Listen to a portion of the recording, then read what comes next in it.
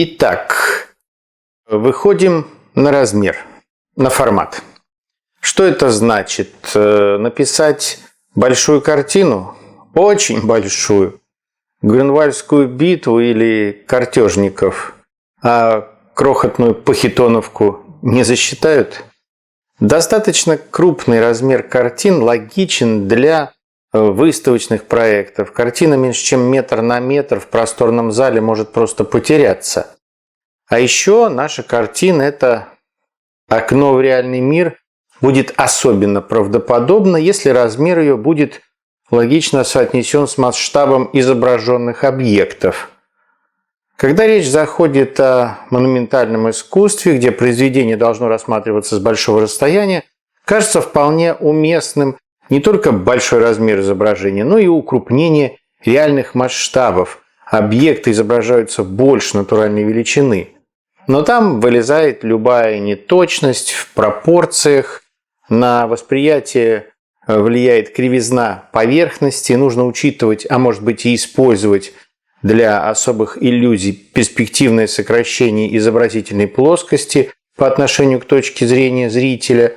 По сути, построить альтернативную плоскость отсчета пространства. А вот картина для дома предполагает рассмотрение ее с расстояния около 2 метров, а то и меньше, и если размер изображенных фигур близок к натуральной величине, это добавляет убедительности. Зритель смотрит на сцену из первого ряда, практически ощущает себя участником. Согласитесь, рассматривать жанровые сцены Маковского или Вилливальди на картинках кабинетного размера, уткнувшись в них носом, увлекательно, но участником себя уже не ощущаешь. Максимум подсматриваешь в замочную скважину. Обратите внимание, кстати, если картина – это подсмотренная сцена, без контакта со зрителем, отстраненная, она может быть и мельче, условно дальше. Но если персонаж, актер смотрит нам в глаза, происходит тот самый театральный прорыв четвертой стены, тут уж маленькой картинкой не обойтись. Эффект будет теряться. Можно ли их просто увеличить, написать крупнее? Не всегда. Выход на формат – это не просто формальное увеличение маленькой картинки, допустим, нашего композиционного эскиза. Некоторые острые в композиционном плане иллюстрации не выдержат большого увеличения. Эффектно срезанная фигура может оказаться огромной, а перспектива сцены слишком преувеличенной. Крупный план в комиксе, глаза, рука, например, это часть общей информации, часть контекста, состоящего обычно из линейки иллюстраций, набора кадров разного масштаба. Вырвать такой фрагмент из контекста и показать на формате в станковой картине все еще неполновесно, хотя из этого и пытаются выжать концепт. Когда говорят о монументальности небольших работ, как раз и имеют в виду то, что такая работа может быть безболезненно увеличена. У Дейнеки, например, многое из журнальной графики построено по принципу большой станковой картины и выдерживает такое укрупнение без потерь. Или Дин Корнуэлл, там наоборот, его иллюстрации были картинами, холст масла немаленького размера. Если пишем натюрморт, то это вполне обозримый размер, сообразно масштабу изображенных объектов. Близость с натуральной величиной тут объясняется еще и самим методом работы. Письмо с натуры, когда художник располагается в непосредственной близости от объекта. Сходство масштабов видимого и изображаемого позволяет качественно сличать, сравнивать, стрелять глазами во время работы. Изменение масштабов точно не добавит убедительности. Арбузы размером с орех нелогичны, как и виноградинки размером с дыню. Такое можно встретить в гиперреализме, так там на этом и основан эффект. Нас приглашают взглянуть на знакомый объект иначе, не только с помощью оптических приборов, но не так, как мы видим это обычно. Усиливают фактуру, контрасты, то есть это не просто увеличенная фотография. Пейзаж требует размера, он выглядит тем более полновесно, чем больше эффект присутствия. Величественные дубы не будут ощущаться столь величественно размером 20 на 20 сантиметров.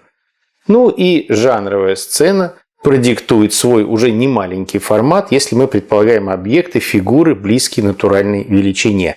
Переход от среднего к крупному плану не изменит масштаб. Мы, по сути, просто фрагментируем сцену. Изменится размер картины, но не масштаб объекта.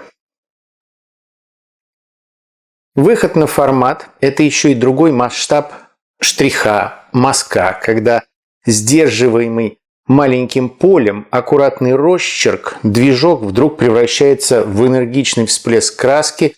Ну, может быть, не везде, но где-то, когда краска не прячется стыдливо за сглаженной аккуратной манерой, а готова заявить о себе тактильно. В хорошей картине, даже при всей мазистости письма, она превращается в форму, в объем, в материал, но она, краска, все еще там, напоминает о человеческом участии, ручном авторском исполнении. Это подлинный диалог с темпераментом художника в противовес гладкой фотографии. Но и обратно. Иногда эту скрытую в маленьких этюдах энергию удается распознать, рассмотреть, увеличив фрагмент оригинала даже на мониторе. Это увлекательно. Это тоже выход на формат, но, увы, нематериальный, искусственный.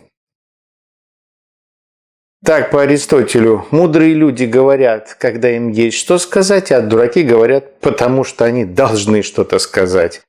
Не стоит мямлить и тараторить. Вялая, блеклая картина или дребезжащая, дробная декоративка – это не то. Выход на размер предполагает более ясное высказывание, зрелое, неробкое, подлинно авторское, назревшее.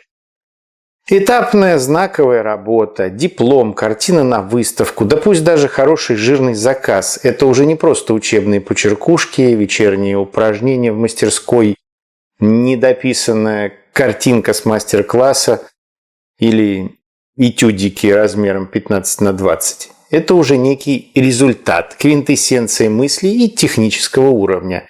И дело не в большей трудоемкости, претендующей на какую-то большую материальную ценность, не в большем количестве использованных красок, не в широкой дорогой раме, а просто в более уверенном и серьезном оформлении мыслей, более громкой подаче. Фаршированный яблоками поросенок, а не консервы с хлебом. Не ремарка, а текст, не эпиграмма, а роман. Не просто шутка, а сольный стендап. К этому нужно готовиться. Первый опыт с большим холстом, как первый выход на большую сцену, обнажает всю глубину проблемы. Готовить холст не научились толком. Подрамника из слабеньких рейк почему-то вывернуло вертолетом. Перевести рисунок аккуратно и точно не получилось. Набросать все на глаз оказалось самонадеянным решением, а переводить по клеткам-то это слишком скучно, нам же кажется, что мы уже большие мастера. Не хватает сил, терпения, навыков. Ну и сама живопись на формате не дается с наскока.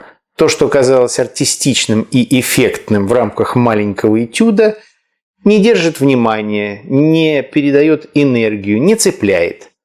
Но выходить на формат стоит, иначе ваше высказывание может быть просто не услышано, особенно среди прочей крупноформатной, хоть и расслабленной мазни. Как-то так.